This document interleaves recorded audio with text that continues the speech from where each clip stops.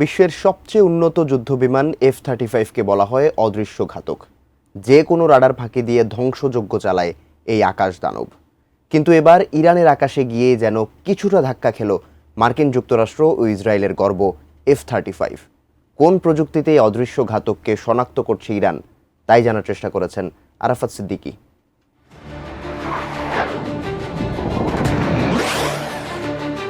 বিশ্বের সর্বাধুনিক স্টেলথ বা রাডার ও আকাশ প্রতিরক্ষা ব্যবস্থা ফাঁকি দেওয়ার প্রযুক্তি সম্পন্ন F-35 যুদ্ধবিমানকে গর্ব করে অদৃশ্য ঘাতক ডাকে যুক্তরাষ্ট্র ও ইসরায়েল।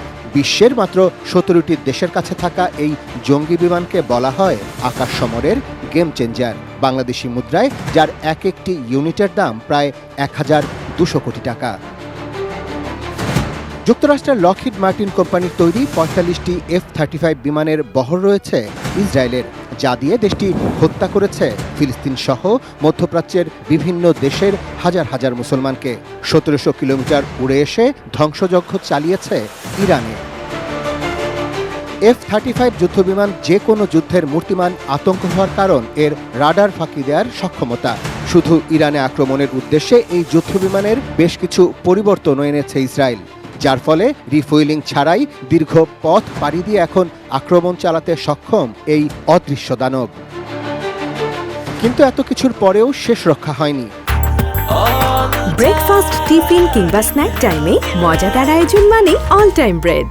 ইরানের দাবি এ পর্যন্ত 4টি F-35 যুদ্ধবিমান ভূপাতিত করে 2 ইহুদি পাইলটকে আটক করেছে তারা। ইরানি সংবাদ সংস্থা মেহর নিউজের দাবি, দেশীয় প্রযুক্তি দিয়েই অত্যাধুনিক F-35 যুদ্ধবিমান ঠেকিয়েছে তেহরান। 2022 সালে ইরান দাবি করেছিল তাদের নিজস্ব প্রযুক্তির আকাশ প্রতিরক্ষা ব্যবস্থা বাবর 373 প্রায় 300 কিলোমিটার দূর থেকেই স্টেলথ প্রযুক্তির F-35 যুদ্ধবিমান শনাক্ত করতে সক্ষম। সে বছর 8 নভেম্বর ইরান বাবর 373 মিসাইল সিস্টেমের আরও একটি আধুনিক ভার্সন প্রকাশ করে। ভূমি থেকে আকাশে উৎক্ষেপণযোগ্য এ মিসাইল সিস্টেমটির পাল্লা 300 কিলোমিটারের বেশি বলে দাবি করেছিল দেশটি।